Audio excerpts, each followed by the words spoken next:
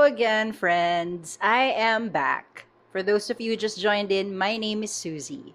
I do makeup and personal style videos here on YouTube.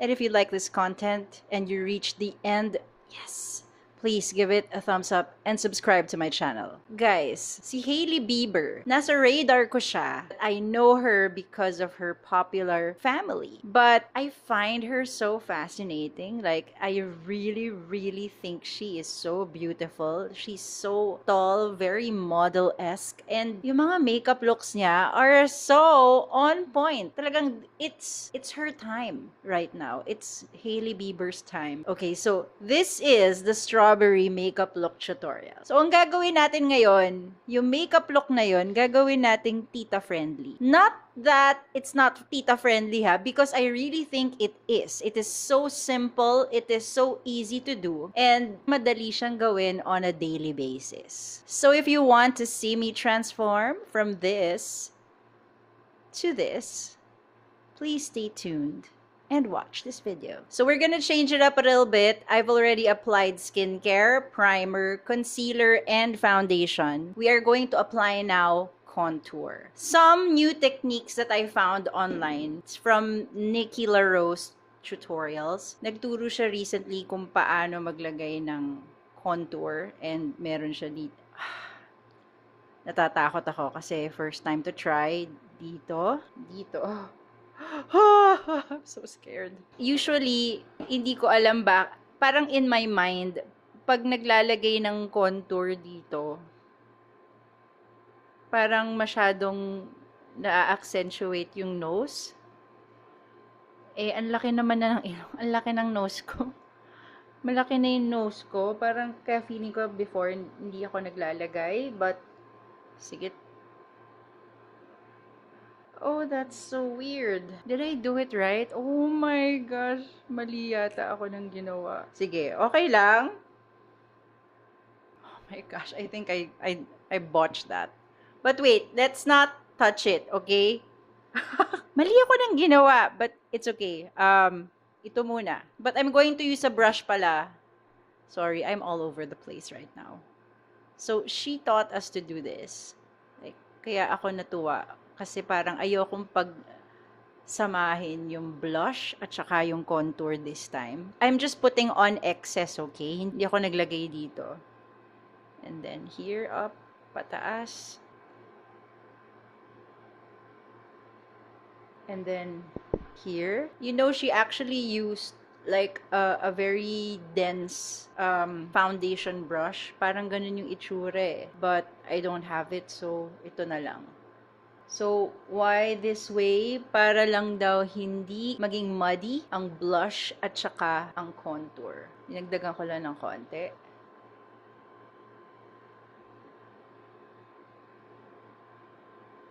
So, let me just remedy the nose kasi parang namali ko siya. So, I'm using the Focallure concealer right now, and I will just reapply right here. And then, ayan, kasi dito meron ng contour, 'di ba? So, wag na nating galawin. Okay na siya diyan.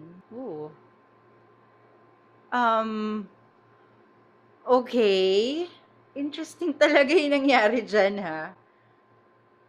Let's just blend it. So now we're gonna move on to blush, and we're going to use two blushes right now. One is a cream blush from Vice Cosmetics. It's the Multiganda stick in Very Good. This is the one. It looks really red, right? And then it's the MILANI Baked Blush. So we're gonna use this first. And I just wanted to show you because I swatched it already. Look at this. Look how red that is. Because the strawberry makeup look is so centered on the reds, the pinks, and a little bit of peachy orange nga yung dating eh. So, just here not directly. We're gonna apply here. Patting it so that it looks really natural. Tignan mo gaano kakulay yan. Ganda nitong Very Good eh.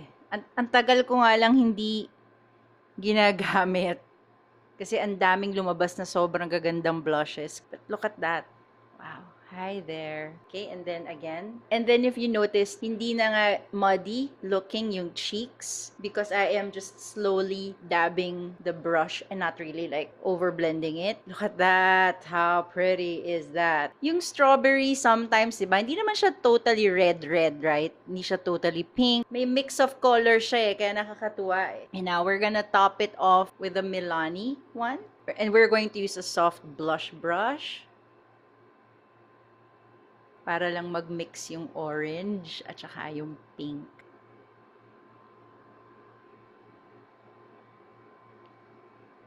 Para ba akong may guhit? Just blend that a little bit. Parang may guhit eh. Masyadong sharp. Ang okay sa blush na to, sobrang blendable niya. Yung dalawa ha. As in, yung Multiganda, very good. At saka itong Milani. Blendable, very easy to use. Ayan, nawala na yung parang harsh line. And then I'm going back to the very good one and I'm gonna apply on my nose for a little color. We're gonna move on to the eyes now. So for the eyes, we are going to use the Makeup Revolution Neutrals palette and I will be using two colors only. It's these two. With this color, let me just apply like a base. Itong strawberry makeup look, hindi siya masyadong centered on the eyes ha. Dito talaga siya sa cheeks nakasentro tsaka sa lips. Kumbaga tayo naglalagay lang because you know us, we like the feeling that it's complete. And then I'm gonna use my finger for this one. This one.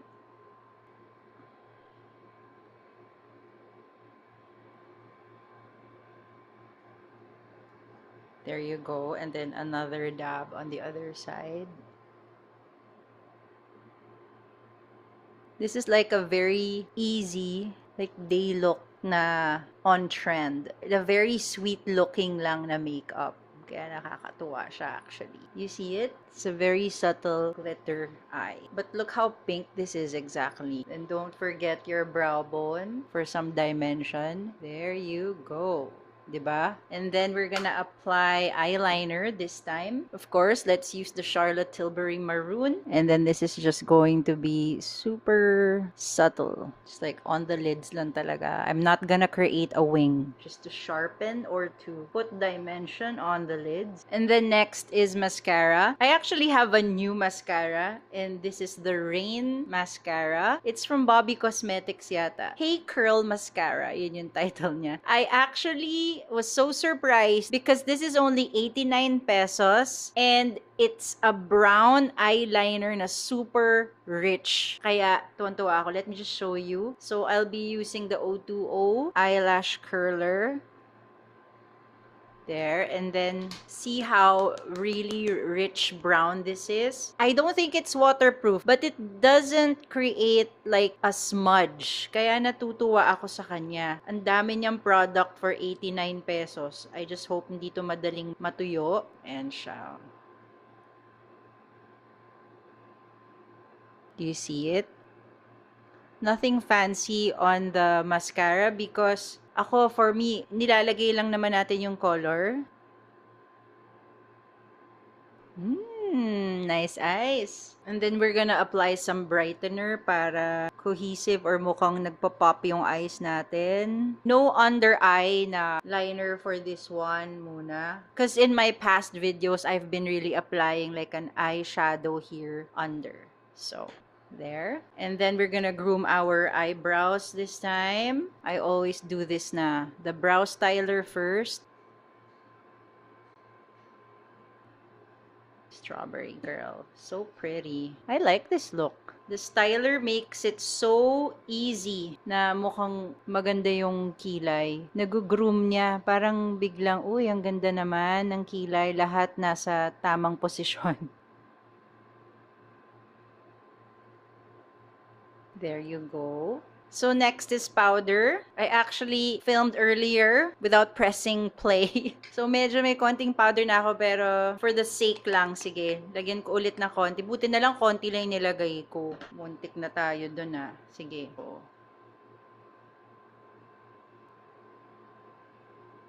And then the forehead, konti lang din yung nilagay ko kanina.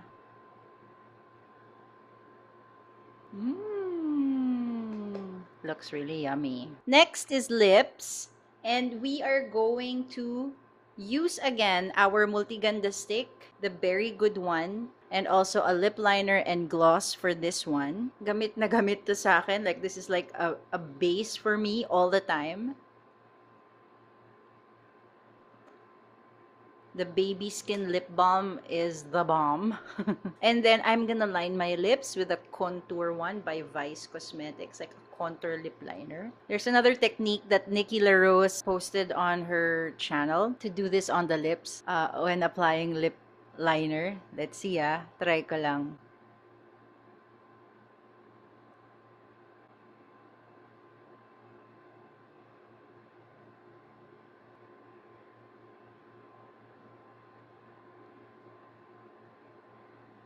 Oh, oo nga. Pantay pa, oh. Galing Like, smile a little like that.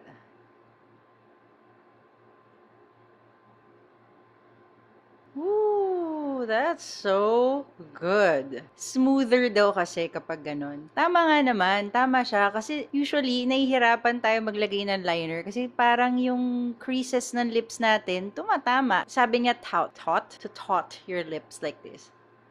Para smooth yung surface. So, sa baba. Let's see.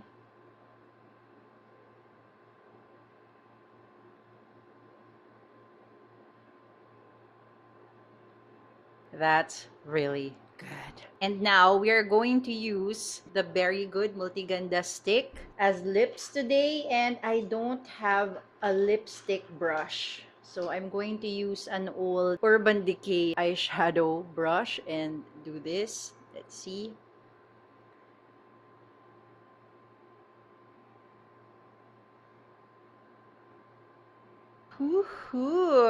Don't forget to try to blend the contour and the lipstick. Ay!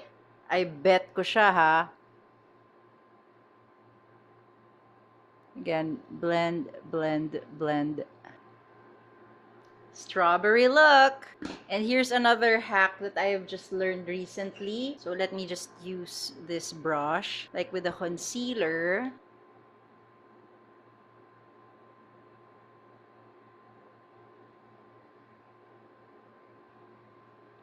Like to clean up the edges of the lips, right? Alam mo sa camera, sobra siyang mismong pink. Kahit na dito, hindi masyado sa mirror ko lang. I love it.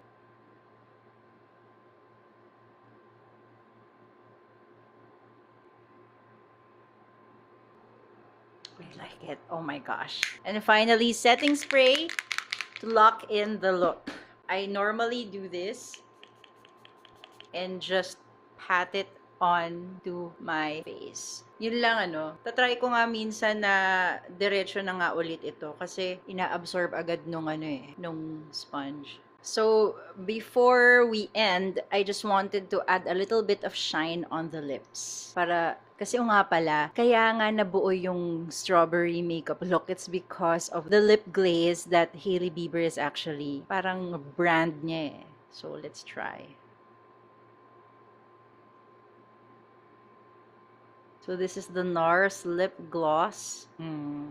Much, much better. I almost forgot that yun yung pinaka nagdadala ng look na to is the gloss. Malilimutan ko pa. So this is the final look. Syempre, sasabihin ko I love it, pero totoo, genuine. I mean, lagi naman akong genuine. I won't be here if I'm not. No, but I really do love it. Why? It's really the lips that carried this look. I get it. And it's because of what Hailey Bieber was promoting. It's her makeup or skincare line, Rhode Skin. Tama ba ako? Let me just check Check ko lang. It is Rhode Skin. Ayan. When this came out, talagang it's the lips. Although yung kanya less pink or red than what I am wearing now. Ito talaga, sinadya ko naman na maging konting strawberry talaga yung lips ko para mas maging sweet yung look today. And na-achieve naman natin. And I so love the combination of colors that I have in my in my face right now. It's so flattering on every skin tone to for sure. So please go and try this makeup look because it's so nice. Plus the blush that I combined like a reddish berry toned cream blush really did like a really nice flushed look right now. Plus, nilagyan ko nga ng Luminoso na peach para talagang yung combination niya. Yung, alam niyo yun, yung sa strawberry, minsan may mga strawberries na hindi pa siya totally red. May parts na papunta pa lang yung medyo skin tone-ish na color to the red part. Meron siyang mga ganong itsura pag nakakakita kayo ng strawberries, di ba, napahinog pa lang. Ganon. Yun yung effect nung blush today and absolutely love it. Plus, not much focus on the eyes, but because we applied a little bit, it just created that nice depth on my eyelids right now, which makes this look so good. I can't wait to wear it every time I could. Good job, Hailey Bieber. I love it. So that is it for today's video, guys. I really hope to see you again on the next. Have a great day. Goodbye!